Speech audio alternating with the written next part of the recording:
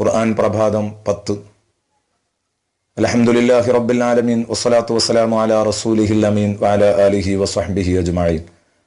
അഊദു ബില്ലാഹി മിനശ് ശൈത്വാനിർ റജീം. ബിസ്മില്ലാഹിർ റഹ്മാനിർ റഹീം. യാ അയ്യുഹൻ നബിയ്യു ഇന്നാ അർസൽനാക ഷാഹിദൻ വമുബശ്ശിറൻ വനദീറാ വദാഇയൻ ഇലല്ലാഹി ബിഇദ്നിഹി വസിറാജൻ മുനീറാ. സദഖല്ലാഹു മൗലാനൽ അദീം. പ്രിയപ്പെട്ട കൂട്ടുകാരെ, സൂറത്തുൽ അഹ്സാബിലെ 45, 46 എന്നീ വചനങ്ങളാണ് ഇന്നു മുതൽ നാം ചർച്ച ചെയ്തു തുടങ്ങുന്നത്. ഹബീബായ നബി സല്ലല്ലാഹു അലൈഹി വസല്ലമ തങ്ങളെ സംബന്ധിച്ച് 5 വിശേഷണങ്ങളാണ് അള്ളാഹു ഈ ആയത്തിലൂടെ വിശദീകരിക്കുന്നത്. നബിയെ, തങ്ങളെ നാം പറഞ്ഞയച്ചത് ഈ ഉമ്മത്തിന് സാക്ഷിയായും സ്വർഗം കൊണ്ട് സുവിശേഷം നൽകുന്നവരായും നരകം കൊണ്ട് താക്കീത് നൽകുന്നവരായിട്ടുമാണ്. അതേ ക്രമത്തിൽ തന്നെ അള്ളാഹുവിൻ്റെ മാർഗത്തിലേക്ക് അവൻ്റെ അനുമതിയോടെ ജനങ്ങളെ ക്ഷണിക്കുന്ന പ്രബോധകരായും വെളിച്ചം പരത്തുന്ന വിളക്കായിട്ടുമാണ് തങ്ങളെ നാം നിയോഗിച്ചിരിക്കുന്നത്. ഇതിൽ ഒന്നാമതായി പടച്ചറബ് പരിചയപ്പെടുത്തിയ ഇന്നാ അർസൽനാക ഷാഹിദൻ എന്ന് പറഞ്ഞതിൻ്റെ അർത്ഥം എന്താണ്? നബിയെ, തങ്ങളെ സാക്ഷിയായി പറഞ്ഞയച്ചു എന്ന് പറഞ്ഞാൽ ഈ ഉമ്മത്തിൻ്റെ നന്മ തിന്മകൾക്ക് അനുകൂലമായും പ്രതികൂലമായും പുനരുത്ഥാന നാളിൽ മുത്തുനബി സാക്ഷി പറയും എന്നർത്ഥം. നാളെ സാക്ഷി പറയണമെങ്കിൽ ഇന്ന് ഭൂമി ലോകത്ത് അനുയായികളുടെ കർമ്മങ്ങൾ മുത്തുനബി ലൈവായി കണ്ടുകൊണ്ടിരിക്കണം. അത് കാണുന്നുണ്ടോ? ഇമാം നസഫി തങ്ങൾ ഇത് വിശദീകരിച്ചുകൊണ്ട് എഴുതുന്നു, ഷാഹിദൻ എന്നതിൻ്റെ ചുവട്ടിൽ ഐ അലാമം ബുഇസ്ത ഇലൈഹിം. നബിയെ, തങ്ങളെ നിയോഗിക്കപ്പെട്ടത് ഏതൊരു ഉമ്മത്തിലേക്കാണോ അവരുടെ മേൽ തങ്ങൾ സാക്ഷി പറയും. അവരുടെ സൽക്കർമ്മങ്ങൾക്കും ദുഷ്കർമ്മങ്ങൾക്കും. ഐ മഖ്ബൂലൻ ഖൗലുക ഇൻദല്ലാഹ്. അള്ളാഹുവിൻ്റെ അടുത്ത് അവരുടെ കാര്യത്തിൽ അങ്ങയുടെ വാക്ക് സ്വീകാര്യമായിരിക്കും എന്നർത്ഥം. അതായത് അത് അന്തിമമായിരിക്കും. തങ്ങൾ ഒരാളെപ്പറ്റി കള്ളനെന്ന് പറഞ്ഞാൽ അവൻ കള്ളൻ തന്നെ.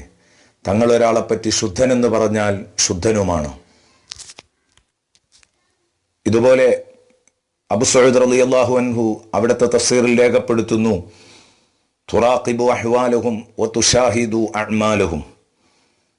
നബിയെ, തങ്ങൾ അവരുടെ സ്ഥിതിഗതികൾ നിരീക്ഷിച്ചു കൊണ്ടിരിക്കുകയും അവരുടെ കർമ്മങ്ങൾ ലൈവായി കണ്ടുകൊണ്ടിരിക്കുകയും ചെയ്യും എന്ന് തന്നെ വ്യക്തമായി എഴുതിയത് കാണാം.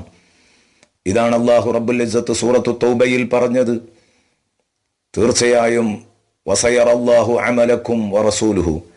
നിങ്ങളുടെ കർമ്മങ്ങളും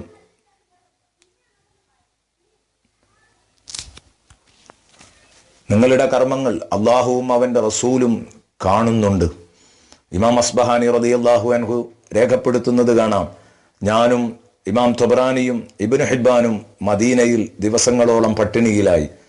അവസാനം നോമ്പ് നോറ്റു ഭക്ഷണമില്ലാത്തതിൻ്റെ പേരിൽ ഇശാഇൻ്റെ സമയമായപ്പോഴും ഒന്നും കഴിക്കാനില്ലാതെ വന്നപ്പോൾ റസൂലുള്ളാഹി സ്വല്ലല്ലാഹു അലൈഹി വസല്ലമ തങ്ങളുടെ ഖബർ ഷരീഫിൻ്റെ അടുത്ത് ചെല്ലുന്നു. ആര്? ഈ പ്രശസ്തരായ 3 ഹദീസ് പണ്ഡിതന്മാരും. അസ്ബഹാനി പറയുന്നു, ഞാൻ ചെന്നുകൊണ്ട് പറഞ്ഞു, യാ റസൂലല്ലാഹ് അൽ ജൂഅ് അൽ ജൂഅ്.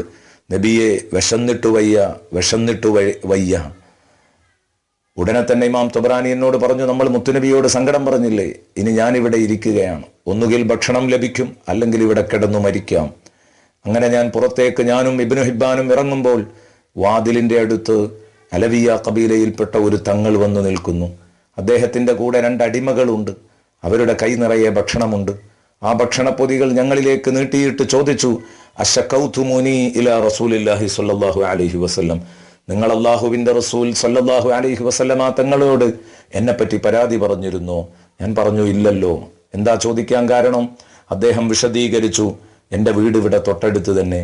ഞാൻ എൻ്റെ വീട്ടിൽ ഉറങ്ങിക്കിടക്കുമ്പോൾ മുത്തുനബിയെ സ്വപ്നത്തിൽ കണ്ടു. മുത്തുനബി എന്നോട് പറഞ്ഞു, മദീനത്ത് പ്രധാനപ്പെട്ട 3 വ്യക്തികൾ പട്ടിണി കിടന്നുകൊണ്ടിരിക്കുന്നു. ഇനി മദീനത്ത് പാവങ്ങൾ പട്ടിണി കിടന്ന് അവരെ കൊണ്ട് എൻ്റെ അടുത്ത് സങ്കടം പറയിപ്പിക്കുന്ന ഗതികേട് ഉണ്ടാക്കരുത്.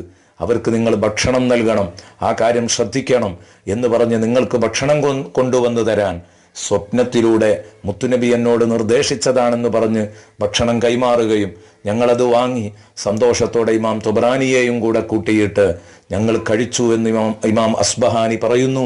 ഈ സംഭവം സിയറു അഅ്ലാമിൻ നുബല എന്ന ഗ്രന്ഥത്തിൽ രേഖപ്പെടുത്തിയത് കാണാം.